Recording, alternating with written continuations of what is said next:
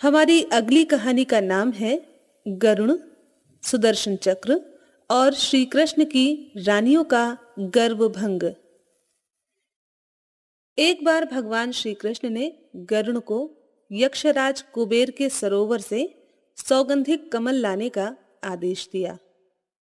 गरुण को यह अहंकार तो था ही कि मेरे समान बलवान तथा तीव्रगामी प्राणी इस संसार में कोई दूसरा नहीं है।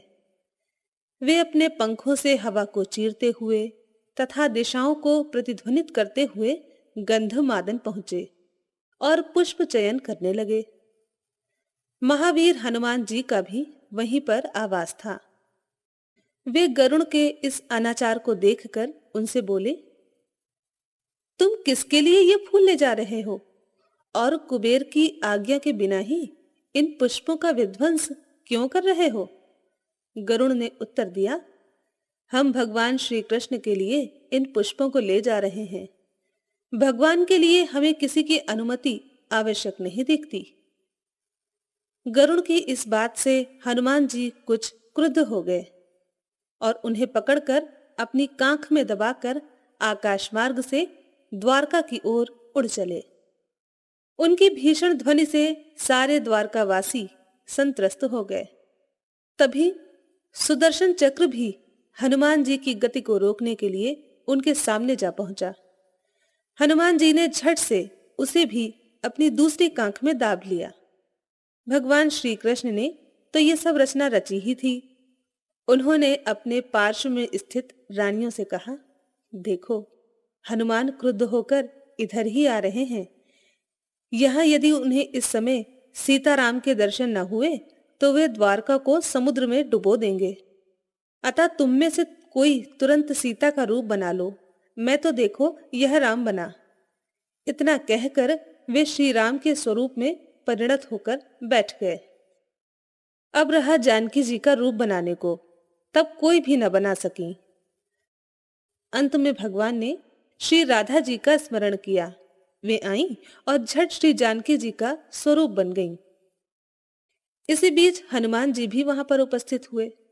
वहां वे अपने इष्ट देव श्री सीताराम जी को देखकर उनके चरणों पर गिर गए।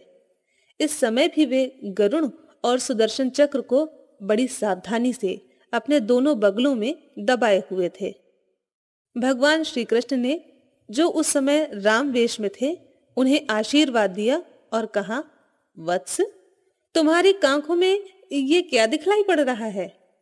हनुमान जी ने उत्तर दिया, कुछ नहीं सरकार, यह तो एक दुबला सा क्षुद्र पक्षी निर्जन स्थान में मेरे श्री राम भजन में बाधा डाल रहा था। इसी कारण मैंने इसे पकड़ लिया।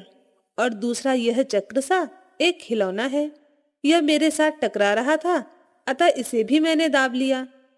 आपको यदि पुष्पों की ही आवश्यकता थी तो मुझे क्यों नहीं स्मरण किया गया? यह बेचारा पखेरु महाबली शिव भक्त यक्षों के सरोवर से बलपूर्वक पुष्प लाने में कैसे समर्थ हो सकता है? भगवान ने कहा, अस्तु, इन बेचारों को छोड़ दो। मैं तुम्हारे ऊपर अत्यंत प्रसन्न हूं। अब तुम जाओ, अपने स्थान पर जाकर स्वच्छंदता पूर्वक भजन करो। भगवान की आज्ञा पाते ही हनुमान जी ने सुदर्शन चक्र और गरुण को छोड़ दिया और उन्हें पुनः प्रणाम करके जयराम कहते हुए गंधमादन की ओर चल दिए। गरुण को गति का, सुदर्शन को शक्ति का और पट्ट महिषियों को सौंदर्य का जो बड़ा गर्व था, वह एकदम चूर्ण चूर्ण हो गया।